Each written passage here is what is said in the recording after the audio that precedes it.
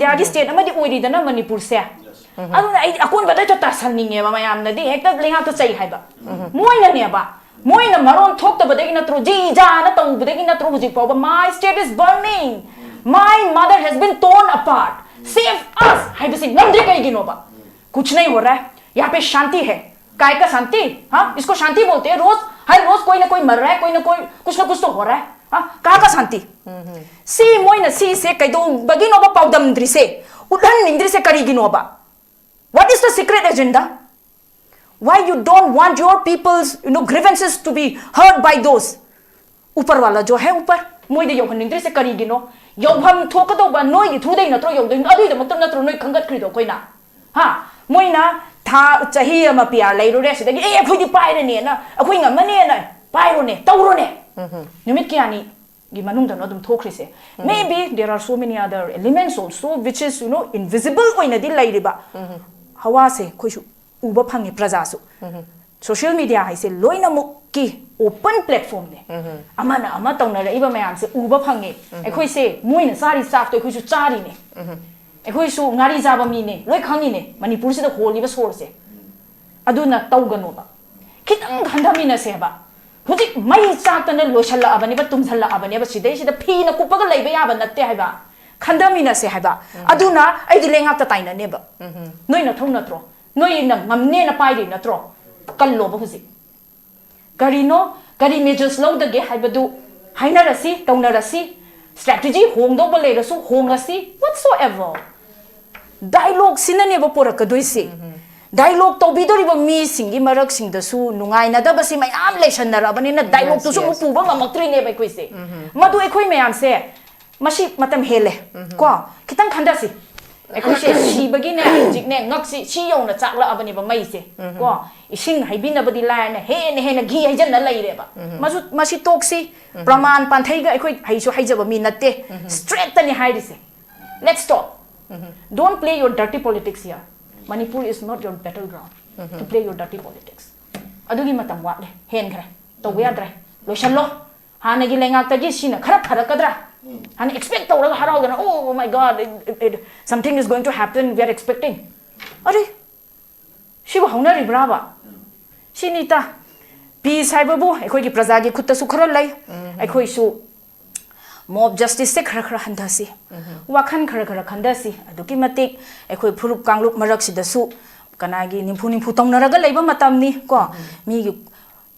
ko ai na hainingbam su lai yamna haiman base ai haide yam haido khre ise ko hungry man is angry man hairi ne ko mayam se loina mabuk lama ga khoirang khokshaw naraga leiba mi sidi nang yagdaba mi sida di nang kaino ma nang namang du dai sung rasgula cha ge ba nang chak lami ne ba saloi yengning de thajal lake hairo oidro adu ne ba tauri se adu na ka hobu oina thokani kaino ma tawbu matam da kitang khanda se ba adu no suddenly ngasai gi ai amana or some set of people na moina khaliba wakhanduna idea of Manipur odia bana teba mashi masu khangse ba ekhoi idea of Manipur haiba se Manipur da lai ba ekhoi khuding mak na unanimously ya ba idea du ne ba idea of Manipur haiga da base khara khatang na hekta moi khara na yaning badu you don't represent Manipur all the people who stays in Manipur represents Manipur hai base ekhoi sometime kau thu oi se ba masi khoirang khoisau na bana maram oira ga ekhoi se masi degi phurup kanglup sing sina sumai na yam kanna khoi gi sonthara ga leiba timing ni e wa mangang asu kari tawrakada ga haiba timing si asau baduna adu ngasai gi aina ngasai gi hungry man is angry man hai sina it support this statement also adu dani ba thokri si su lama bani na ekhoi mi si hu saure ine ba lama le se kana na no lengak na na tro why don't you feed your people properly? Why you left them so hungry? Kaigino economy se soidara ko dei natro adu taradi tainabam se kaida no haidi moida taina ga dabane ba ai de tainabam thoi taina ne ba sini ai si haijaningi peace pora ka dabadi ekhoi praja gi su mathau tai but ekhoi su khara khantha si ekhoi phingoi si tapna khandharaga ekhoi bu represent tawgadari ba CSO sing se si bu phajana represent tawhan si aduga dialogue porak si among all the communities ko adu duga ekhoi yanaba porak pagi matungina ekhoi simadi tawroi si simadi tawsi hei nangi du simadi yaroi henmali henjande haibase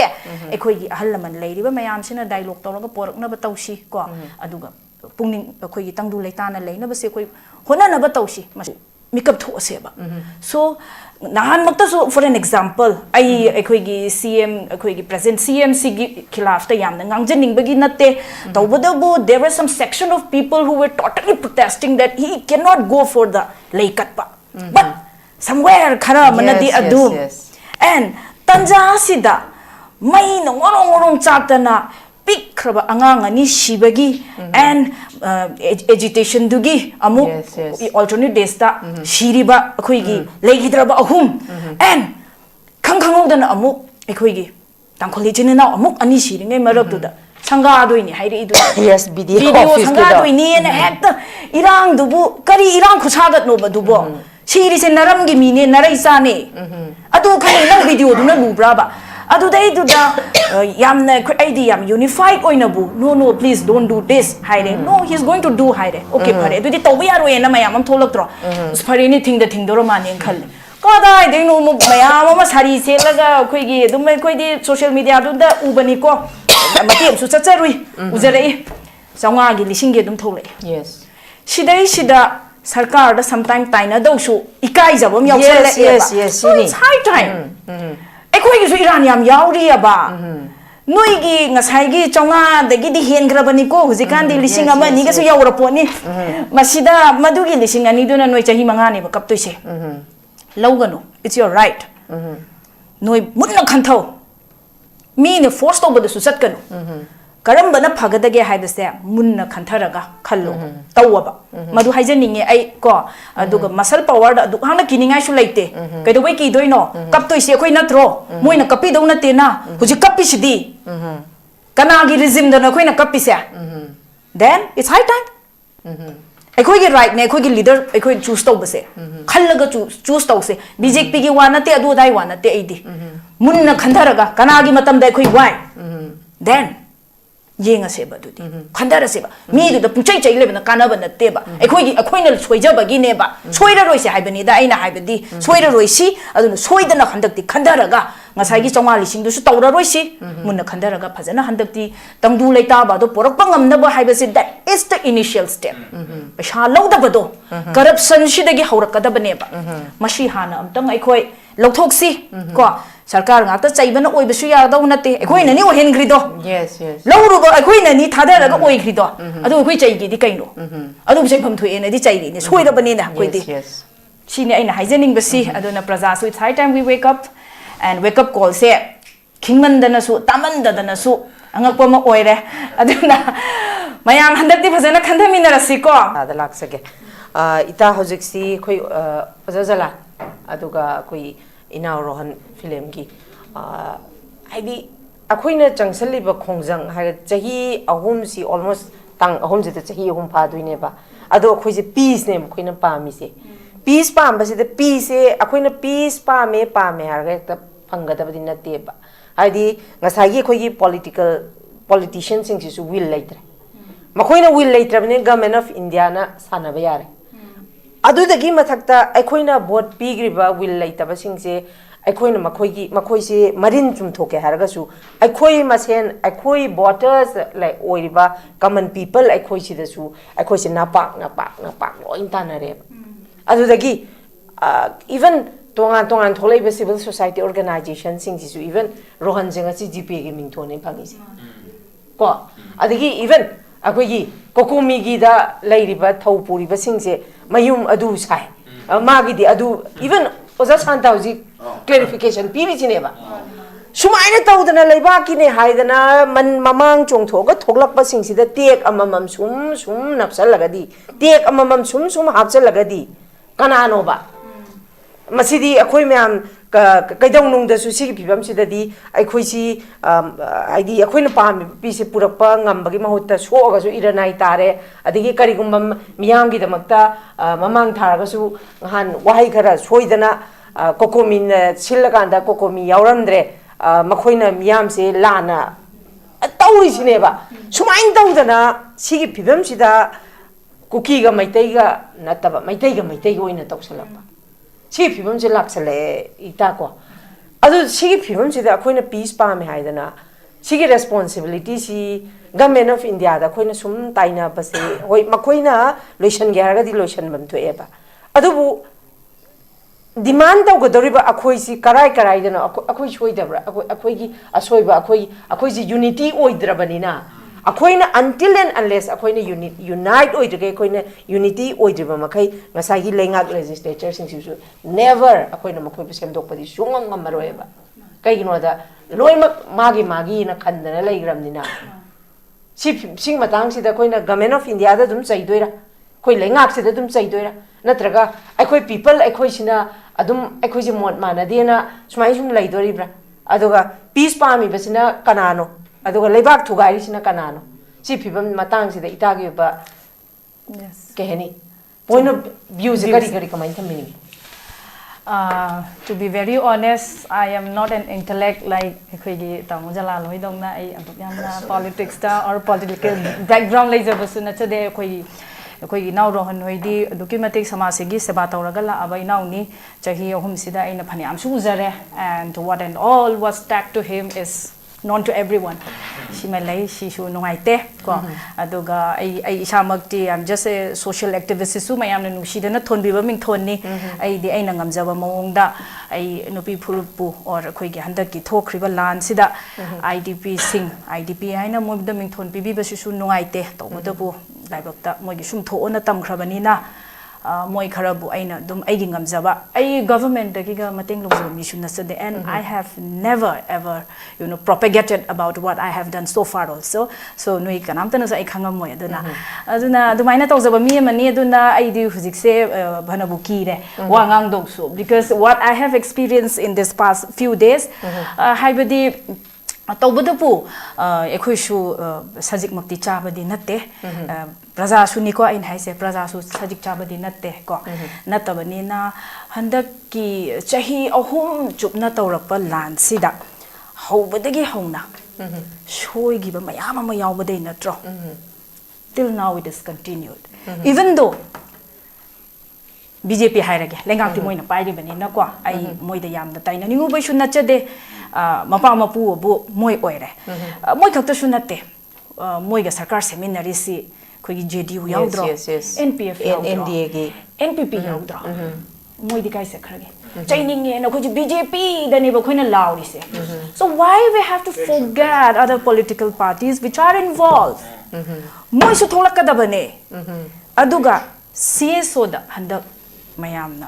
khoirang khoishauna bagi mawong amase ibu udro so aina yamna haiman badi thoadra dubu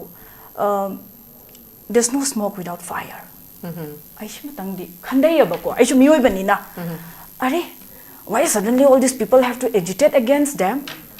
maybe certain element yawram bayai ba that also agreeable that also is discussed bayai khana bayai but kari no ma di shoi bami yawre ba hobadagi ne ba soire ise chahi ahum chupa soijal e haidana ekhoina hojita ninda to boi mahutta let's rewind back and see where have we gone wrong that why it has still continued why it is not stopped what are the safety measures we have taken and safety measure ne na lawriba mayam factor mayam sida kari gino mai paktrise then what are the changes we have to do and on top of that lengak haitare ai lengak ta sum tare na su khanbi ganu kari gino da PR chalai ngai matam do always we keep shouting to the governor now hojiti lengak palaba natro adu di lengak ta haita natro mama chakla me baba ai gi silaibiu haibasi macha aikoina mama mapa oiba moida haidana what do you expect from us that we have to go and tell to the neighbor मुझे भूख लग रही है हाँ मुझे प्यास लग रही है पानी दो अपने इमाई पादा हाई दो नत्रो then मोई के दायित्व नत्रो मोई दा हाई दो देखो क्या हाई दो रिगे but ऐखोई के इमाई पास दी ऐ दी मिट तांगज़ा रे न लग बगा सब मादर ऐ दी मैं तो भेरी हूँ मुझे तो कुछ नहीं दिखना है हाँ ऊपर वालों का अभी तक कुछ कहा नहीं जा सकता ये वो नहान त्रोंग लाओ भी दा थो इबा थोक दोक तो अदुगी मतांग दुदा लेगांग न करी है था अनी के मतुंग दा security forces mayam lakani moi thani do ngai ring da akoi mi shino haiba ya bro moi na sangba ngai doi ra ba moi gi election loi ba ngai ring da moi gi mapang gi central force ngai ring da akoi mi sing je are don't fight with each other don't don't shoot ka haina lei dori bra ba khoi se adu yam senseless oi ri du bu kai no ba na ma le ba ni ne chak is he thani ngai yo ne adu di moi thola da nga ma ne e ka pa ka du thani ngai yo are kuch to like have some sense adu suya da na asi ana tho iba ira iba sahi ahum sukna mai sa iba mara chidabu tha ani ngai yo ye everyone knows who says it okay shigumba sarkar ni ekhoi gi se hoji ekhoi di macha oi ba ekhoi di ekhoi gi ichana ekhoi da hai ekhoi na bu kana da hai ni ekhoi gi mapa mapu sing si da hai doi na tro natra di ekhoi kana da chatlaga kapu cho hai ba no ba natra ga ekhoi sungam namjara we are so scared of them okay fine ekhoi thaduk charage moral ground da hai ba do hai biro vote maya da di tobira anu ba moral ground ga do season na bira kanu thaduk ke ga no hujik thadu okay yanindra so damo ina hairo aina haida sida ko aina hai shini I'm not from a very expertise or political background ai ke shu leijade ai straight from the heart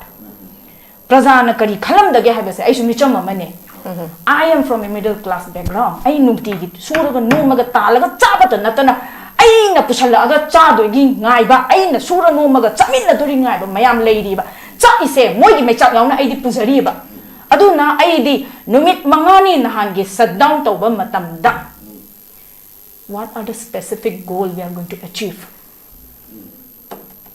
ekhoi na shigi shutdown se tawba matam da fine ekhoi pin de haibagi lenga ki mayok ta ekhoi tawbane yaning de haiba na chode ko tawba da pu specific goal se karamai tawdana phangani is it only ban and block it the only way kai gi no da kangrum sahori shidi kanano micham natro rally chatle micham na ko paisa tandre micham na micham si natra ba nongmagi suraga nommi ba charaga lejari ba micham du da khakta natra ba mabuk tu da khongpak na kaw ba do na nuti gi thukrise nongmagi lupa chahum de na sangwa bo tanja ba mi du na mayum da ching wala ga injang na pi leira ga handoi ni adu gi mi du da nang na han numit mangani paisa ta lok da ba do lising ani changwa se kana na pidori ge du ge adu di chara helon haidori braba macha da mai nupi da hey be ma numi mangani se ai paisa tal hodre akoi chara hendo se haidoi ra adu gi miduna ne ba mu reli tholak toi sisu you are expecting everything from the micham sina ne ba loin tau ga da ba se ai ada mara kam tang thachage ko haidi itana thambiri ba wafam je hojik koi gi common people sing na thengnari ba issue sing ji ne ba chi issue ji miyam na khangye ba ita miyam na changjali ba lengak na tauge haina tauraga da bo miyam na lambi sorok ta tholaki gadra minute mangani shutdown tau gadra yes taudre ba makhoi di makhoi se taudra bani na taura roi yaw na taudra bani na hauji akhoi na khana doi se now what would we do sineba strategy se ngasagi tongan ba organization civil society organization na kokomina memorandum pishan bagi taure adusu lairiba miyam sina comment se act tongan bane memorandum pishan bada kari gi mi miyam kongom thoi moi khak changa ga pi ba yadra soiri se laingak ta gi di ko laingak na siyong na mana kalli se kana na kalhali no abada ai khoi na kalhan bane ba akhoi na makhoi da sung tainari se tainabam thoju tara roi na tum da ba mi hokdok pa wai do makhoi di tara roi na tadra bane ba tadra se kana na no ba makhoi je hokdok ka doi se akhoi na ne ba ado akhoi je sung pun mangam dre ha ba akhoi pun bangam dre rally chat pasu akhoi ni lambi thing basu akhoi ni dharna pham basu akhoi ni protest tau basu ai koi ne ba masi da hai ba kano sing si amta yaw ba na te ba nuai le moi lak pa matam da di dum lambi tha do ki doi ne khoi ju mane power lai ba ni na adui dari si gi changes si ahong ba na tra ba pora pa si gi khwai gi solution si ne ba khoi gi darkar di solution je ngasai gi kuki gi di separate administration natraga union territory goal do set tora lai greba chung hong dre ba akhoi gi di peace to porok na bo hona bada ꯑꯩꯈꯣꯏꯁꯦ ꯄꯨꯜꯂꯤꯕ꯭ꯔꯥꯕ ꯄꯨꯟꯗ꯭ꯔꯦꯕ ꯑꯗꯨ ꯑꯣꯏꯇꯥꯔꯒꯗꯤ ꯀꯔꯤ ꯁ꯭ꯇ꯭ꯔꯦꯇꯦꯖꯤ ꯇꯧꯔꯒꯅꯣꯕ ꯀꯔꯝꯕ ꯁ꯭ꯇ꯭ꯔꯦꯇꯦꯖꯤꯅꯣ ꯅꯨꯃꯤꯠ ꯃꯉꯥꯅꯤ ꯁꯠ down ꯇꯧꯔꯨꯕꯒꯤ ꯀꯔꯤ goal ꯐꯪꯉꯦ ꯑꯗꯨꯒꯤ ꯑꯥꯎꯠꯀꯝꯁꯦ ꯀꯔꯤꯅꯣꯕ ꯑꯩꯈꯣꯏꯗ ꯍꯧꯖꯤꯛ ꯑꯗꯨ ꯑꯣꯏꯇꯥꯔꯗꯤ ꯁ꯭ꯇ꯭ꯔꯦꯇꯦꯖꯤꯁꯦ ꯑꯦꯁ ꯑ ꯋꯨꯃꯦꯟ ꯑꯦꯛꯇꯤꯚꯤꯁ ꯑꯃ ꯑꯣꯏꯅ ꯏꯇꯥꯗ ꯑꯩꯅ ꯍꯪꯖꯅꯤꯡꯉꯤꯁꯦ ꯈꯪꯗ꯭ꯔꯦ ꯇꯥꯗ꯭ꯔꯦ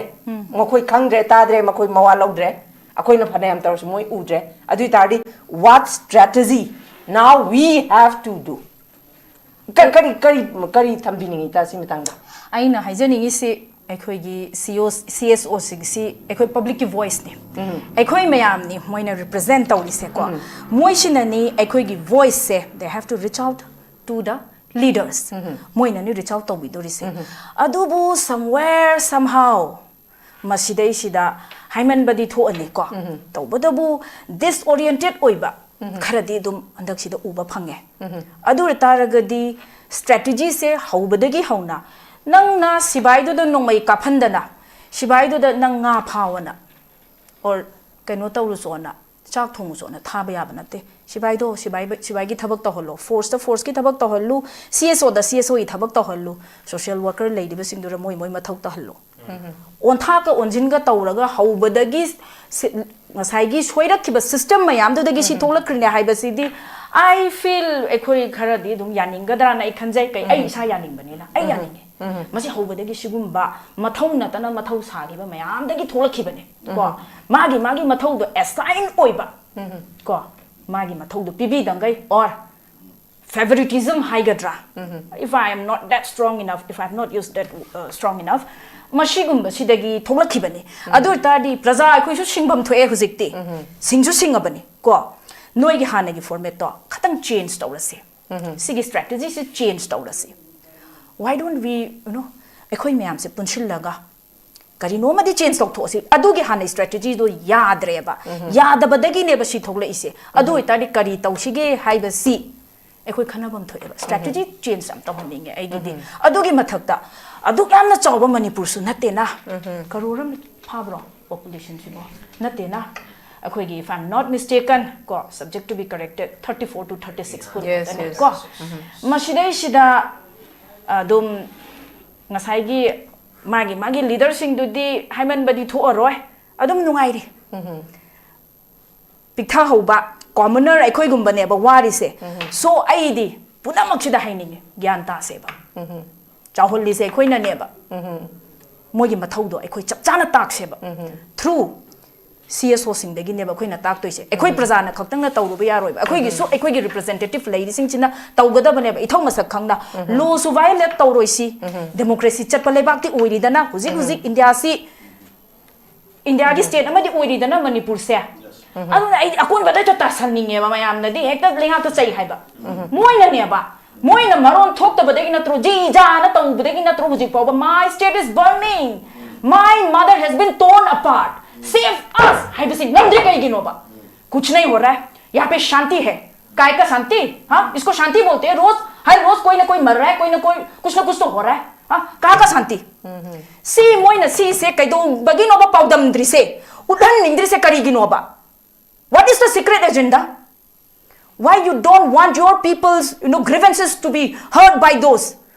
ऊपर वाला जो है ऊपर मोइदे योहन निंद्रे से करी गिनो योहम थोकतो बा नोई गी थुदे नत्रो योदे अदुई द मक्तम नत्रो नोई खंगत खरिदो कोइना हां मोइना था चाही अमा पिया लेरो रे सिदगी ए अखोइदि पाइरने ना अखोइ ngमने ना पाइरोने तौरोने निमित Kiani gi manung da adum thokrise maybe there are so many other elements also which is invisible oina di lairiba hawa se khoisu uba phangi praja su social media haise loina mukki open platform ne amana ama tawna ra iba mayam se uba phangi ekhoi se moina sari sak to khoisu chari ne ekhoi su ngari jaba mi ne loi khangi ne manipur se da holiba sor se aduna tawgano ba khitang ghandami na se ba hudik mai chakna loisalla abani ba tumsalla abani ba sidai sida phina kupaga leiba ya ba natte haiba khandamina se haiba aduna ai di lenga ta taina ne ba noi na thong na tro noi na ngamne na pai ri na tro kallo ba husi gari measures lo da ge haiba du haina rasi tawna rasi strategy hong do ba le rasu hong rasi whatsoever dialogue sinane ba porak doi se dialogue to bidoriba mi singi marak sing da su nungai na da basi mayam lesson na rabani na dialogue to su mu puba ngamatri ne ba koise madu ekhoi mayam se mashi matam hele ko kitang khanda si ekhoi se si bagi ne jik ne ngak si chi yong na chakla abani ba mai se ko ising haibi na badi la na he na gi haijan na lai re ba mashi tok si praman panthai ga ekhoi haisu haijaba mi natte straight tani hairi se let's stop don't play your dirty politics here. Manipur is not your battleground to play your dirty politics. Adugi matam wat le hen khre to we adre lo shallo hana gi lengak ta gi sina khara kadra hana expect to ra harau gana oh my god something is going to happen we are expecting are shiba hauna ri brava sinita peace haibabu ekhoi gi praja gi khutta su khara lai ekhoi su mob justice se khara handasi wakhan khara khandasi aduki matik ekhoi phurup kanglup marak sida su kanagi nimpu tongnaraga leiba matamni ko mi ko ai na hainingbam su lai yamna haiman base ai haide yam haido khre ise ko hungry man is angry man haidine ko mayam se loina mabuk lama ga khoirang khokshaw naraga leiba mi sidi nang yaudaba mi sida di nang kaino ma nang namang du dai sung rasgula cha ge ba nang na chak lami ne ba salo yengning de thajal lake hairo oidro adu ne ba tawri se adu na kak hobu oina thokani kaino ma tawbu matam da kitang khanda se ba adu no suddenly ngasai gi ai amana or some set of people na moina khaliba wakhanduna idea of Manipur odia bana teba mashi masu khangse ba ekhoi idea of Manipur haiba se Manipur da lai ba ekhoi khuding mak na unanimously ya ba idea du ne ba idea of Manipur haiga da base khara khatang na hekta moi khara na yaning badu you don't represent Manipur all the people who stays in Manipur represents Manipur haiba se ekhoi sometime kau thu oi se ba masi khoirang khoisau na bana maram oira ga ekhoi se masi degi phurup kanglup sing sina sumai na yam kanna khoi gi sonthara ga leiba timing ni e wa mangang asu kari tawra ka ga haiba timing si asau badu na adu ngasai gi aina ngasai gi hungry man is angry man hai sina it support this statement also adu dane ba thokri si su lama bani na ekhoi mi si hu saura ine ba lama le se kana na no lengak na tro why don't you feed your people properly?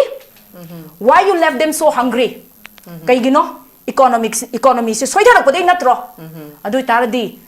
tainabam se kai dano haidi moida taina ga dabane ba. Ai de tainabam tho e taina ne ba. Sine ai si haijaningi peace por ka dabadi ekhoi praja gi su mathau tai but ekhoi su khara khantha si ekhoi phingoi si tapna khandharaga ekhoi bu represent tawgadari ba CSO sing se si bu phajana represent tawhan si aduga dialogue porak si among all the communities ko adu duga ekhoi yanaba porak pagi matungina ekhoi simadi tawroi si simadi tawsi hei nangi du simadi yaroi henmali henjande haiba se